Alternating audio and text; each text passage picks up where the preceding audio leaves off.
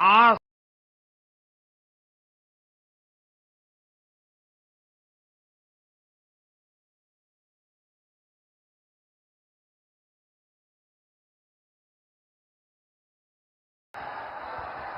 भारत माता की,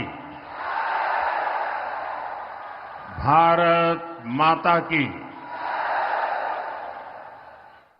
मां मुंडेश्वरी के ई पावन भूमि पर रउआ सबके अभिनंदन करतानी।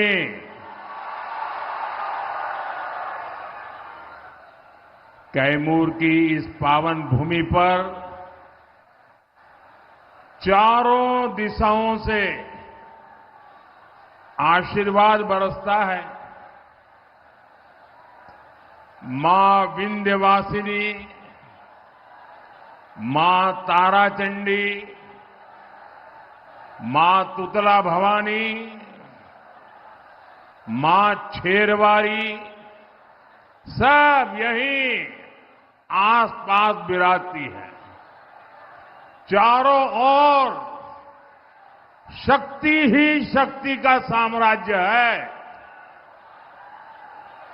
और मेरे सामने विशाल मातृशक्ति है जिनका आशीर्वाद हमेशा हम सभी पर रहा है, एनडीए पर रहा है। और मैं बिहार की मातृशक्ति का आभारी हूं। पहले चरण में एनडीए के उम्मीदवारों के पक्ष में जबरदस्त मतदान हुआ है। अब कैमूर की बारी है, अब रोहतास की बारी है। मैं इस मंच पर एनडीए के इन सभी उम्मीदवारों के लिए आप सभी का साथ और समर्थन मांगने आया हूं, आपके आशीर्वाद मांगने के लिए आया हूं। तो मेरे साथ बोलिए एक बार फिर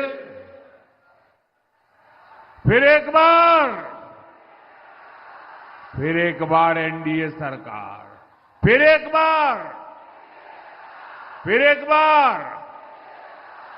बार बिहार में फिर से सुशासन सरकार। साथियों, जब ये चुनाव शुरू हुआ था तो आरजेडी और कांग्रेस के लोग फूल फूल के गुब्बारा हुए जा रहे थे।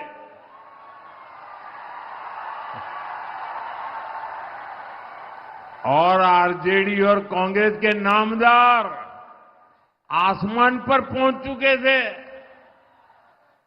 लेकिन चुनाव प्रचार के दौरान आरजेडी कांग्रेस के गुब्बारे की हवा निकलनी शुरू हो गई और कल पहले चरण के बाद इनका गुब्बारा पूरी तरह फूट गया है। अब तो आरजेडी कांग्रेस का इकोसिस्टम, उनके समर्थक भी कह रहे हैं फिर एक बार। साथियों, आरजेडी कांग्रेस ने बिहार के युवाओं को भ्रमित करने की बहुत कोशिश की, लेकिन उनकी सारी प्लानिंग फेल हो गई। इसका एक बहुत बड़ा कारण है बिहार का जागरूक नौजवान। बिहार का नौजवान ये देख रहा है कि आरजेडी कांग्रेस वालों के इरादे क्या है। साथियों, जंगल राज के युवराज से जब भी पूछा जाता है कि जो बड़े बड़े झूठ उन्होंने बोले हैं वो पूरे कैसे करेंगे, तो वो कहते हैं उनके पास प्लान है।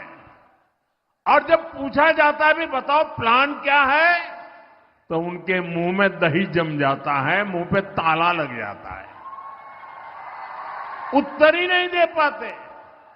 साथियों, आरजेडी वालों का जो प्लान है उससे मैं आज आप सबको और बिहार को भी और देश को भी सतर्क कर रहा हूं। आप देखिए,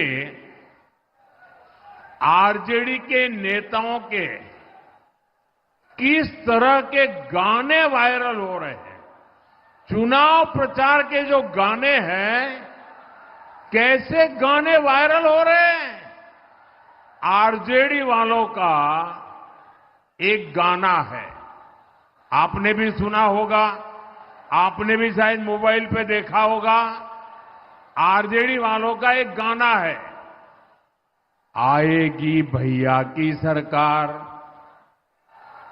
क्या बोलते हैं? आएगी भैया की सरकार, बनेंगे रंगदार। आप सोचिए, ये आरजेडी वाले इंतजार कर रहे हैं कि कब उनकी सरकार आए और कब अपहरणीय, रंगदारी, ये पुराना गोरख धंधा फिर से शुरू हो जाए। आरजेडी वाले आपको रोजगार नहीं देंगे, ये तो आपसे रंगदारी वसूलेंगे, रंगदारी। साथियों, आरजेडी वालों का एक और गाना है। अब आप देखिए क्या क्या कर रहे हैं, क्या क्या सोच रहे हैं। और मैं तो देशवासियों को कहूंगा, देखिए ये बिहार में जमानत पर जो लोग हैं वो कैसे लोग हैं। उनका क्या गाना है? भैया के आबेदे सत्ता, भैया के आबेदे सत्ता, कट्टा सटा के उठा लेब घरवा से। आप अंदाजा लगा सकते हैं कि ये जंगलराज वाले सरकार में वापसी के लिए क्यों इतने बेचैन है। इन्हें जनता की सेवा नहीं करनी, इन्हें जनता को कट्टा दिखाकर लूटना है, लूटना। उन्हें घर से उठवा लेना है। साथियों, आरजेडी का एक और गाना चल रहा है।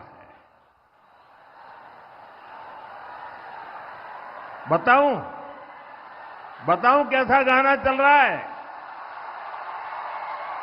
उनका एक और गाना चल रहा है, मारब सिक्सर के, मारब सिक्सर के 6 गोली छाती में। यही इनका तौर तरीका है, यही इनका प्लान है।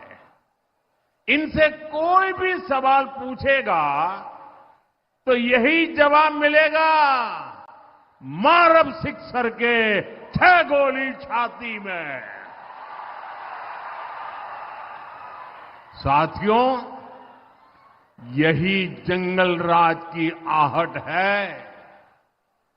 ये बहनों बेटियों को, गरीब, दलित, महादलित, पिछड़े, अति पिछड़े समाज के लोगों को ये डराने का प्रयास है, भय पैदा करने का खेल है इनका। साथियों, जंगल राज वाले कभी भी कोई निर्माण कर ही नहीं सकते। वे तो बर्बादी और बदहाली के प्रतीक है। इनकी करतूतें देखनी हो तो डालमिया नगर में दिखती है। रोहतास के लोग इस बात को अच्छी तरह जानते हैं। साथ ही आप तस्वीर लाए हैं, मैं मेरी टीम को कहता हूं ले लेते हैं, लेकिन आप तस्वीर ऊपर करते पीछे दिखता नहीं है। मैं आपका आभारी हूं, आप ले आए हैं। मैं मेरे टीम को कहता हूं जरा ले लीजिए इनसे भाई, और आप बैठिए नीचे, ले लेंगे वो, बैठिए। पीछे औरों को रुकावट होती है भैया। अंग्रेजों के जमाने में डालमिया नगर की नींव पड़ी थी। दशकों के परिश्रम के बाद एक फलता फूलता औद्योगिक नगर बनता जा रहा था, लेकिन फिर से कुशासन वालों की राजनीति आ गई, कुशासन की राजनीति आ गई, जंगल राज आ गया, फिरौती, रंगदारी, करप्शन, कट कमीशन, हत्या, अपहरण, धमकी, हड़ताल, यही सब होने लगा। देखते ही देखते जंगल राज ने सब कुछ तबाह कर दिया। साथियों, जंगल राज ने बिहार में विकास की हर संभावना की भ्रूण हत्या करने का काम किया था। मैं आपको एक और उदाहरण दिलाता हूं। आप कैमूर में देखिए, प्रकृति ने क्या कुछ नहीं दिया है। ये आकर्षक पर्यटन स्थलों में एक महत्वपूर्ण स्थान हो सकता था, लेकिन जंगल राज ने ये कभी होने नहीं दिया। जहां कानून का राज न हो, जहां माओवादी आतंक बढ़ रहा हो, क्या वहां पर कभी कोई टूरिज्म जाएगा क्या? जाएगा क्या? जरा बताइए ना, जाएगा क्या? नहीं जाएगा ना। नीतीश जी ने आपके इस क्षेत्र को उस भयानक स्थिति से बाहर निकाला है। मुझे खुशी है कि अब धीरे धीरे यहां पर्यटकों की संख्या बढ़ने लगी है। जिस करकटगढ़ वाटरफॉल, उस वाटरफॉल के आसपास माओवादी आतंक का खौफ होता था, आज वहां पर्यटकों की रौनक रहती है। यहां जो हमारे धाम है, वहां तीर्थयात्रियों की संख्या लगातार बढ़ रही है। जागृत देवता हर्षु ब्रह्म के दर्शन करने लोग आते हैं। आज यहां नक्सलवाद, माओवादी आतंक दम तोड़ रहा है। साथियों, यहां उद्योगों और पर्यटन की जो संभावनाएं बनी है, इसका हमें और तेजी से विस्तार करना है। देश विदेश से लोग यहां बिहार में पूंजी लगाने के लिए तैयार है। बस उन्हें लालटेन, पंजे और लाल झंडे की तस्वीर भी नहीं दिखनी चाहिए। अगर दिख गई तो दरवाजे से ही लौट जाएंगे। इसलिए हमें संकल्प लेना है, हमें बिहार को जंगल राज से दूर रखना है। साथियों, बिहार के इस चुनाव में एक बहुत ही खास बात हुई है। इस चुनाव ने कांग्रेस आरजेडी के बीच लड़ाई को सबके सामने ला दिया है। कांग्रेस आरजेडी की ये जो दीवार है ना, ये टूट चुकी है और कांग्रेस आरजेडी की टूटी दीवार पर ये लोग चाहे जितना पलस्तर कर लें, अब दोनों पार्टियों के बीच खाई गहरी होती जा रही है। पलस्तर से काम चलने वाला नहीं है।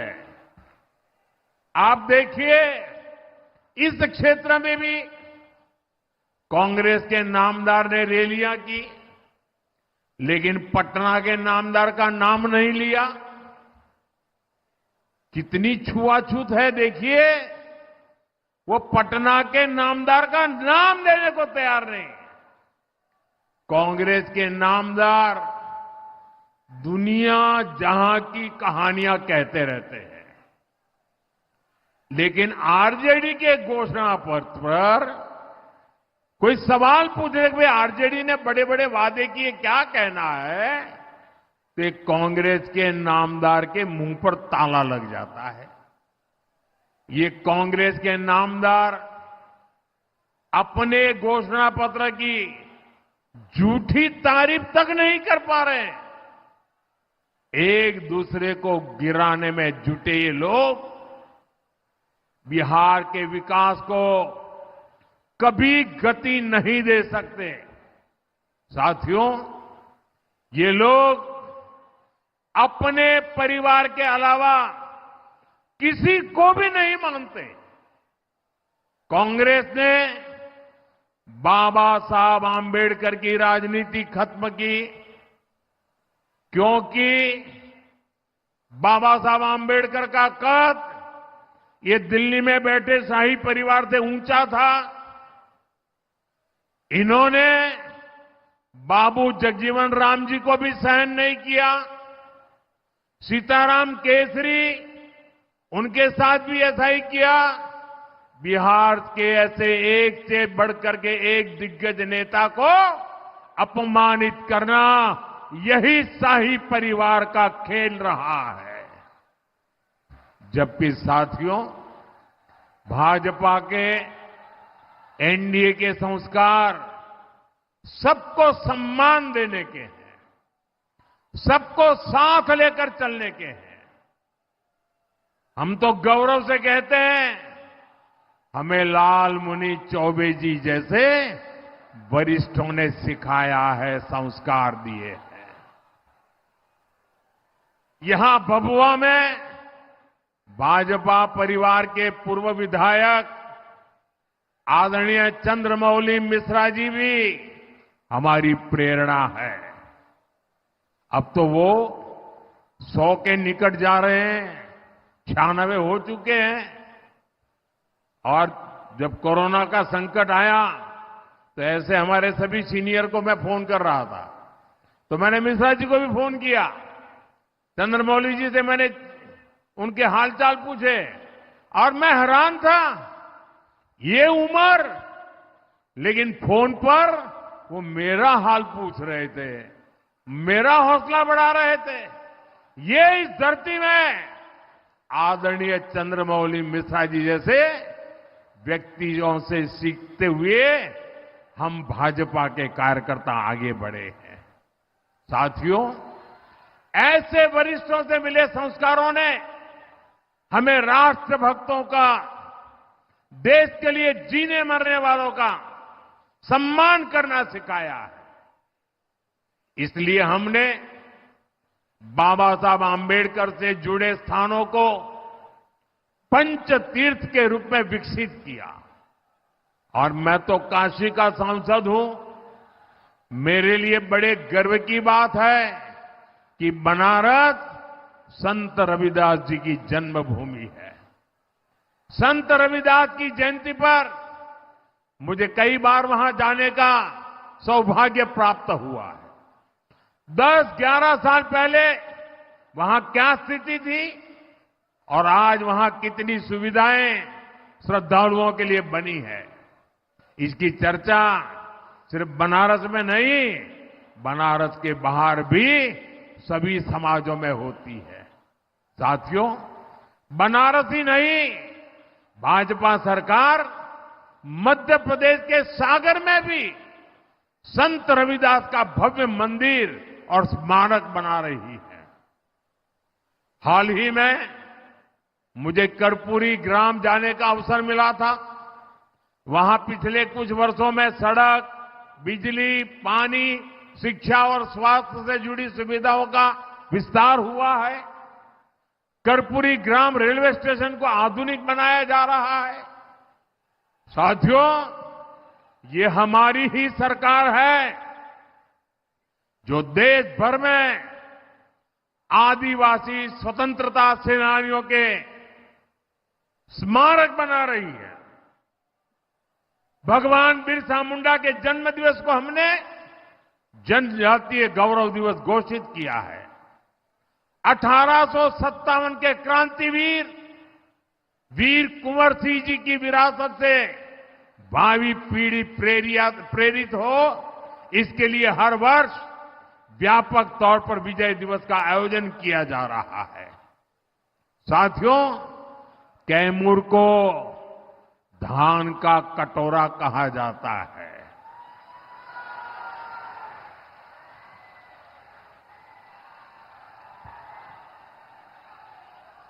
और हमारे बबुआ के मोकरी चावल की मांग दुनिया भर में हो रही है।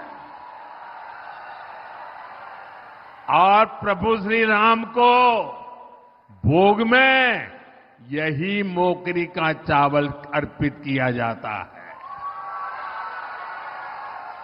राम रसोई में भी यही चावल मिलता है।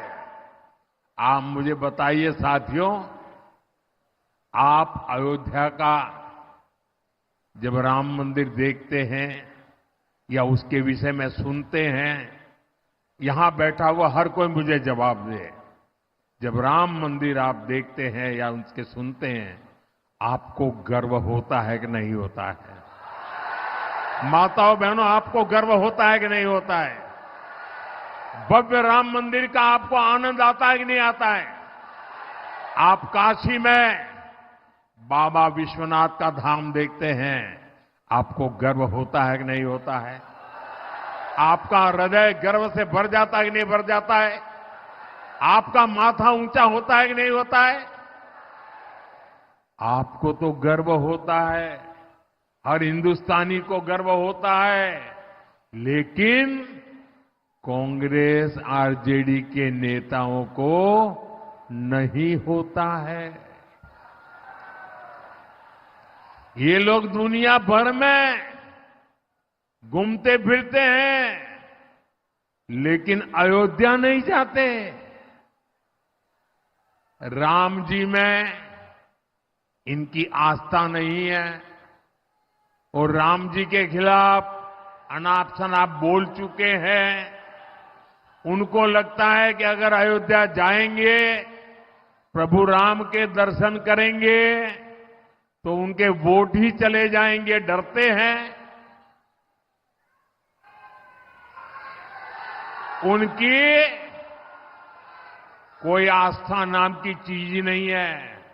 लेकिन जरा मैं इन लोगों से पूछना चाहता हूं, ठीक है भाई, चलो भगवान राम से आपको जरा भय लगता होगा, लेकिन राम मंदिर परिसर में ही आप में से तो लोग गए होंगे।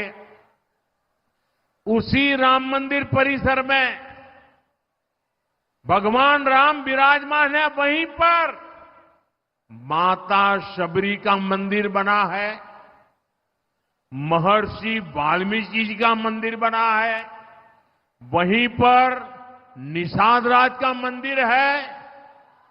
आरजेडी और कांग्रेस के लोग, अगर राम जी के पास नहीं जाना है तो तुम्हारा नसीब, लेकिन वाल्मीकि जी के मंदिर में माथा टेकने में तुम्हारा क्या जाता है? शबरी माता के सामने सर झुकाने में तुम्हारा क्या जाता है? अरे निषाद राज के चरणों में कुछ पल बैठने में तुम्हारा क्या जाता है? ये इसलिए क्योंकि वे समाज के ऐसे दिव्य पुरुषों को नफरत करते हैं, वो अपने आप को ही शहंशाह मानते हैं। और इनका इरादा देखिए, अभी छठी मैया पूरी दुनिया छठी मैया के प्रति सर झुका रही है। हिंदुस्तान के कोने कोने में छठी मैया की पूजा होने लगी है।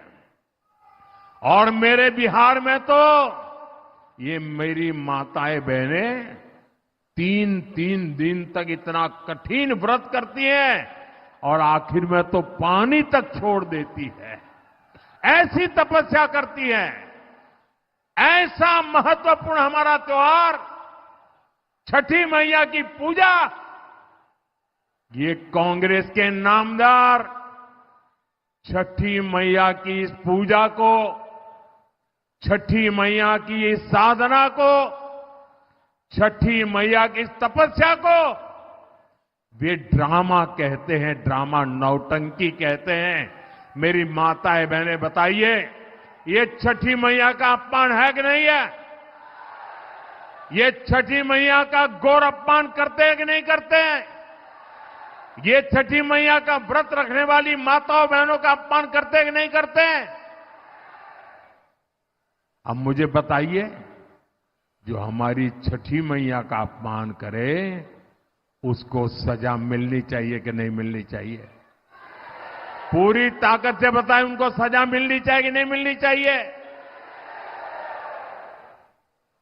अब मैं आपसे आग्रह करता हूं, अभी आपके पास मौका है उनको सजा करने का।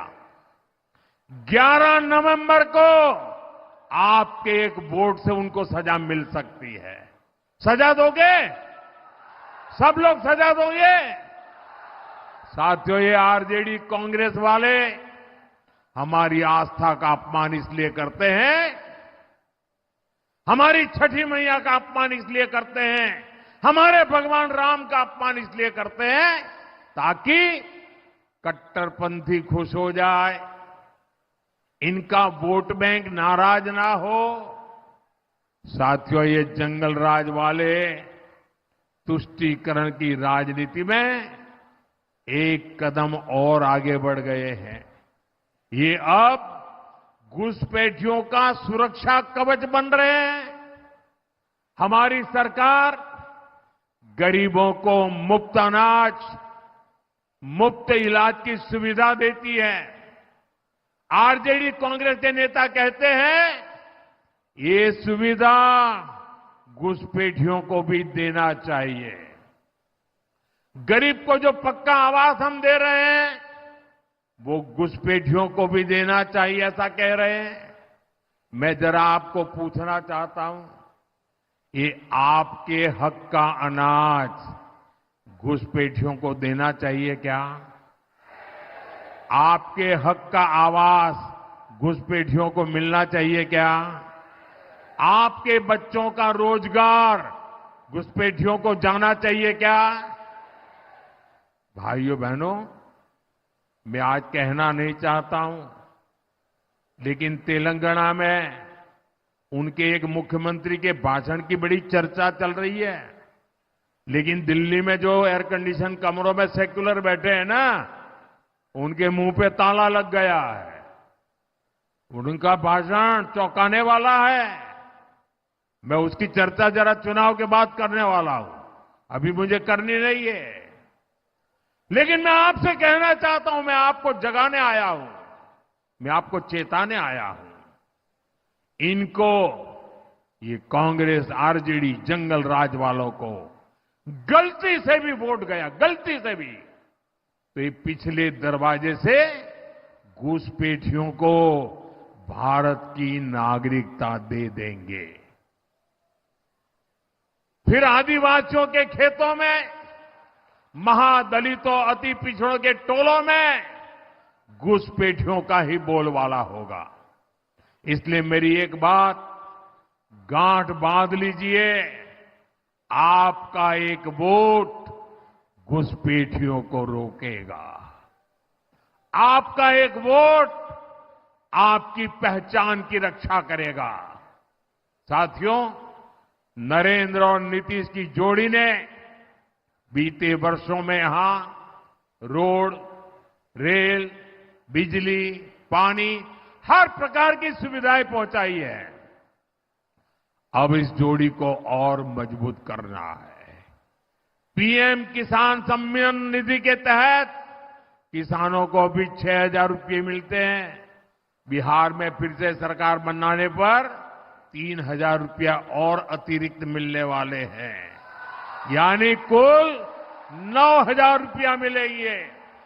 मछली पालकों के लिए भी पीएम मत्स्य संपदा योजना चल रही है। केंद्र सरकार मछली पालकों को किसान क्रेडिट कार्ड दे रही है। अब एनडीए ने मछुआरे साथियों के लिए जुब्बा सहनी जी के नाम पर नई योजना बनाने का फैसला लिया है। इसके तहत मछली के काम से जुड़े परिवारों को भी 9,000 रुपये दिए जाएंगे। साथियों, डबल इंजन सरकार का बहुत अधिक फायदा हमारी बहनों बेटियों को हो रहा है। हमारी सरकार ने बेटियों के लिए सेना में नए अवसरों के दरवाजे खोले हैं। सैनिक स्कूलों में अब बेटियों भी पढ़ाई कर रही हैं। यहां नीतीश जी की सरकार ने बेटियों को नौकरियों में आरक्षण दिया है। मोदी का मिशन है कि बिहार की लाखों बहनें लखपति दीदी बने। नीतीश जी की सरकार ने भी जीविका दीदियों के रूप में बहनों को और सशक्त किया है। साथियों, आजकल चारों ओर मुख्यमंत्री महिला रोजगार योजना की चर्चा है। अभी तक 1,40,00,000 बहनों के बैंक खाते में 10-10 हजार रुपया जमा हो चुके हैं। एनडीए ने घोषणा की है कि फिर से सरकार बनने के बाद इस योजना का और विस्तार किया जाएगा। साथियों, बिहार आज विकास की नई गाथा लिख रहा है। अब ये रफ्तार रुकनी नहीं चाहिए। आपको खुद भी मतदान करना है और जो साथी त्योहार मनाने के लिए गांव आए हैं उनको भी कहना है कि वोट डालकर ही वापस लौटे। याद रखिएगा, जब हम एक एक बूथ जीतेंगे तभी चुनाव जीतेंगे। जो बूथ जीतेगा वो चुनाव जीतेगा।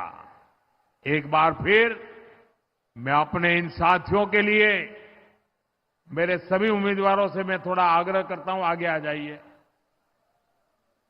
बस इतना ही रहेंगे तो चलेगा। मैं मेरे इन सभी साथियों से उनके लिए आपसे आशीर्वाद मांगने आया हूं। इन सबको विजयी बनाइए। मेरे साथ बोलिए, भारत माता की, भारत माता की, भारत माता की, वंदे वंदे वंदे। बहुत बहुत धन्यवाद। आप रुके, मैं आपको मिलूंगा।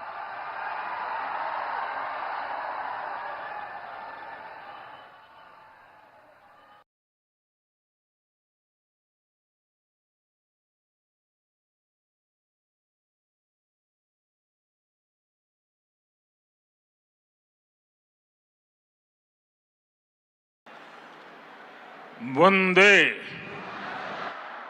वंदे वंदे। वंदे मातरम एक शब्द, एक मंत्र है